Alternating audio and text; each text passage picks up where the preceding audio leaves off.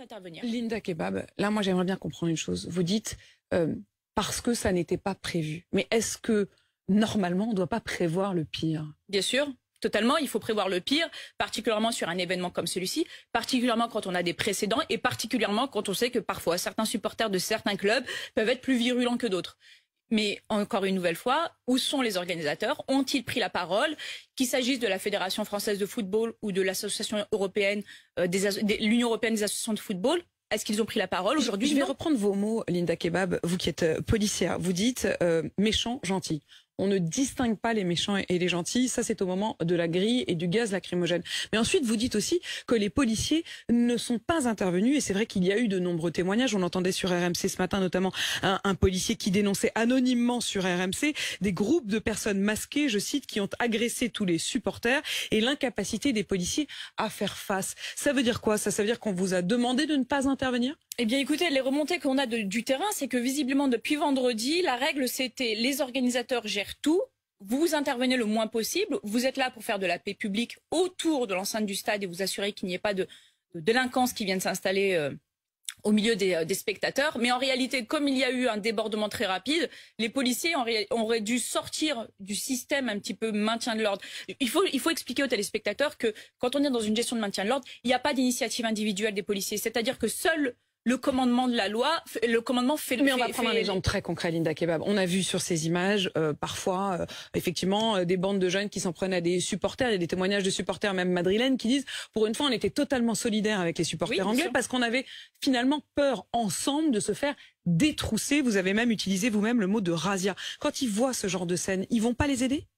Mais vous rigolez, en fait, c'est ce que je vous explique, c'est que si vous avez un policier qui sort du commandement, c'est-à-dire du maintien de l'ordre... Donc il voit des supporters étrangers se faire détrousser et ils ne font rien? Il peut lui-même être poursuivi, en fait. C'est la loi qui le prévoit. Alors, en réalité, la vraie question, madame, c'est pas qu'est-ce que les effectifs de terrain ont pu faire de leur propre initiative quand cette initiative leur a été retirée. C'est pourquoi la préfecture de police ne s'est pas adaptée, alors qu'il y avait des remontées de terrain des policiers qui disaient « Attention ». On a affaire à des vols, on a affaire à des agressions relativement graves. Il faut impérativement sortir du régime maintien de l'ordre pour aller judiciariser. Linda Kebab, ce que vous nous dites, je termine juste un élément concret sur les bacs territoriales qui ont été mises en tenue de maintien de l'ordre. Il aurait fallu rapidement leur demander de se mettre en civil et d'aller interpeller les auteurs. Ça n'a pas été fait. Non mais on a l'impression qu'on est comme si on était dans un scénario idéal où on pourrait mettre pause, dire attendez, là on est en train de changer de situation, donc prenons le temps de vous le dire, vous avez autorisation d'intervenir. C'est ça. Ah mais c'est la loi qui le dit, c'est ce que je vous explique. Et en réalité, ça peut être fait très rapidement. Lorsqu'il y a eu les événements des Gilets jaunes, on a su judiciariser rapidement le maintien de l'ordre. C'est-à-dire qu'on demandait aux unités de force mobile, que sont les CRS et les gendarmes, les escadrons de gendarmerie, de s'écarter pour laisser notamment les braves, les BAC intervenir très rapidement lorsqu'il y avait des commissions d'infraction. C'est ce qu'il aurait dû avoir hier, sauf avant-hier, pardon, mais c'est ce qu'on n'a pas eu. Et c'est justement là l'interrogation. La question, c'est pourquoi est-ce que la préfecture de police ne s'est pas adapté. Moi, je suis représentante du personnel et je vous fais les remontées de terrain.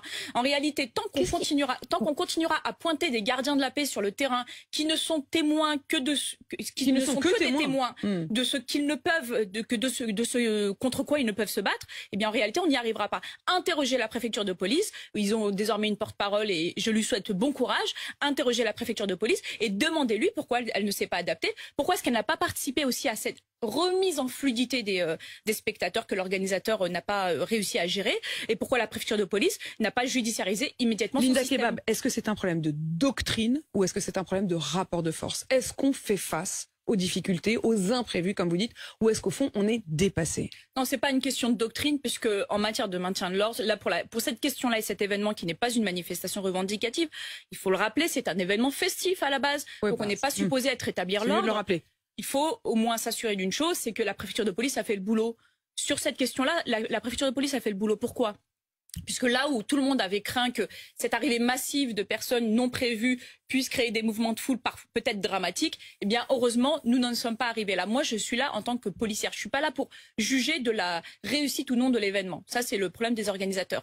En revanche, en matière de lutte contre la criminalité, il y a une défaillance. Il y a une défaillance puisque les collègues, dès qu'ils ont pu, très tardivement dans la soirée, dès qu'on leur en a donné l'autorisation et qu'on les a fait sortir du protocole maintien de l'ordre, duquel ils ne peuvent pas sortir de leur propre initiative, ont pu interpeller. On en a pour preuve les dizaines, voire plus, de supporters qui ont déposé plainte toute la journée dans les commissariats du 93. Je tiens juste à rappeler qu'on a une cinquantaine de placements en garde à vue. Il y a évidemment parmi ces gardés à vue des supporters de Liverpool qui s'en sont pris au stadier, qui a été violent. Mais il y a également des personnes qui ont commis des infractions, des personnes qu'on connaît bien et qui... quoi des personnes qu'on connaît bien? Des personnes qui sont connues, qui ont des antécédents judiciaires longs comme mon bras et qui profitent d'événements qui sont très opportunistes pour s'en prendre à des plus faibles qu'eux. Maintenant, j'aimerais bien justement, quand vous me faites tout ce tableau-là et qu'on voit comme un sorte de puzzle de problèmes, et encore, on n'a pas parlé de la question de la grève du RER, qui avait été aussi un des problèmes pour l'acheminement, en fait. Enfin, on a vraiment l'impression d'un puzzle avec une série de dysfonctionnements qui s'emboîtent les unes dans les autres.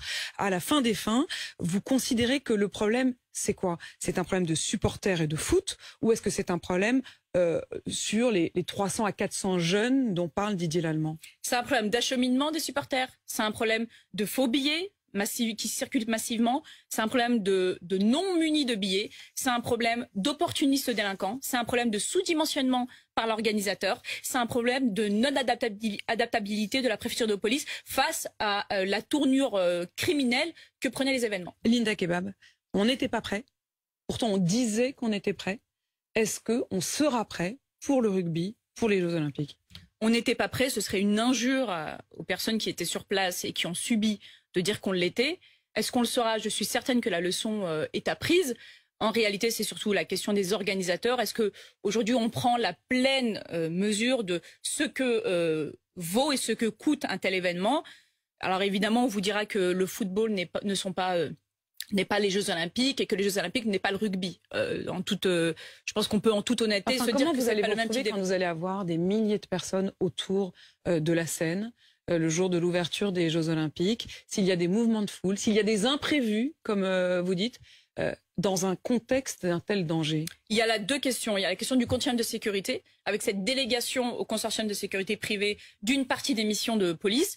Il faut absolument revoir et s'assurer que tout cela rentre dans les cases, ce qui n'est absolument pas le cas aujourd'hui. Le consortium de sécurité ne s'est pas bien passé ce week-end, on a tous la preuve. Donc il y a ce premier sujet. Et puis il y a aussi peut-être une adaptation aussi législative qu'il va falloir réfléchir quant à l'usage par exemple des drones, pour prévenir les mouvements de foule qui peuvent être dramatiques, pour prévenir la délinquance et la criminalité opportuniste. Et il y a évidemment non pas le sujet du nombre d'effectifs de police et de gendarmes. Il y avait des caméras de surveillance partout autour du Stade de France, il y avait un hélicoptère juste au-dessus. Non, mais alors ok, c'est plus maniable un drone, mais enfin, il y avait ce qu'il fallait quand même. Non, il y avait pas tout ce qu'il fallait. Je pense qu'on doit réfléchir aussi à l'utilisation des drones sans aller trahir les libertés individuelles auxquelles je suis très attachée. Mais il faut aussi réfléchir à ça, puisqu'avec les drones, on peut au moins un peu plus travailler au plus près dans la lutte contre la criminalité opportuniste. Et ça, c'est un vrai sujet. Et puis, il y a évidemment non pas la question du nombre des effectifs, mais la manière, en tout cas la manière de les utiliser. Et pour la préfecture de police qui aura une forte responsabilité lors des prochains événements, la manière pour la préfecture de police de sortir de ce cheminement technocratique, ce millefeuille administratif qui veut que lorsqu'il se passe quelque chose, en haut dans les salles de commandement, on ne sait pas s'adapter. Et aujourd'hui, la préfecture de police ne sait pas s'adapter, n'est pas assez rapide, ne sait pas répondre aux requêtes des effectifs qui sont sur le terrain, qui demandent à ce qu'on réponde à des situations dramatiques comme la criminalité à laquelle on a assisté samedi. Et aujourd'hui, il faut vraiment interroger la préfecture de police sur ce sujet. La préfecture de police ne sait pas s'adapter, mais elle a constaté, et vous en parlez à l'instant, ces 300 à 400 jeunes issus de quartiers sensibles de Seine-Saint-Denis. Je cite le communiqué de la préfecture de police. Thierry Henry, le joueur, avait dit juste avant, Seine-Saint-Denis, ça n'est pas Paris, croyez-moi, vous ne voulez pas être à Saint-Denis, ce n'est pas la même chose que Paris. Thierry Henry, qui s'était fait tomber dessus par tout le monde, est-ce que c'est lui qui avait raison ? Je ne vais pas rentrer dans la considération politique ou dogmatique. Je pense très sincèrement que oui, la gestion à Saint-Denis n'est peut-être pas la même qu'à Paris, mais en réalité, la délinquance opportuniste peut se faire partout. On a un système francilien, un système de réseau et de transport francilien extrêmement dense. Et donc, en réalité, l'événement aurait très bien pu se passer dans le centre de Paris de la même manière. Je ne pense pas que ce soit un problème d'habitants de Saint-Denis. Et d'ailleurs, je pense que lorsque le maire de Saint-Denis s'offusque que l'on puisse pointer du doigt les événements qui ont eu lieu autour du Stade de France, il ne prend pas la mesure de la situation, puisque les premières victimes de ce qui s'est passé samedi soir, et notamment des délinquants et des criminels qui ont œuvré samedi sur les supporters, mais qui le reste de l'année le font sur les habitants honnêtes du 93 notamment, eh bien je pense que le maire serait plutôt à sa place de lutter contre cette criminalité qui pourrit la vie d'une partie de son électorat. Une criminalité opportuniste, comme vous dites, Linda Kebab.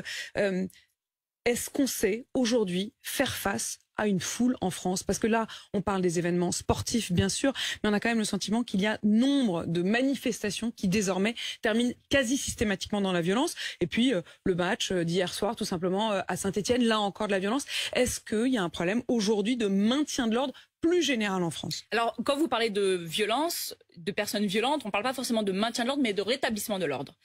Et une fois qu'on a interpellé les personnes violentes, qu'est-ce qu'on en fait? On les met à disposition de la justice. Et qu'est-ce que la justice a comme moyen, puisqu'on parle de moyens à la justice, qui, je le rappelle, sont 2 fois moins importants que la justice allemande, si on s'amuse à comparer les institutions européennes.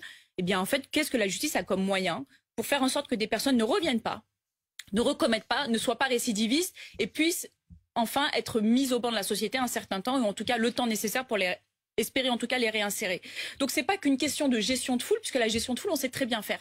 C'est plutôt de la gestion de la criminalité. Et la gestion de la criminalité, c'est tout un continuum. C'est de la prévention, c'est les acteurs locaux, c'est la police et la gendarmerie, mais c'est aussi la justice. Et tout ce beau monde, pour le moment, a beaucoup de mal à lutter contre la criminalité. Beaucoup de mal à travailler aussi ensemble. Merci Linda Kebab pour votre éclairage ce matin. Je rappelle que vous êtes policière, déléguée nationale, unité SGP, police, FO. Et vous le dites, la préfecture de police ne sait plus aujourd'hui s'adapter.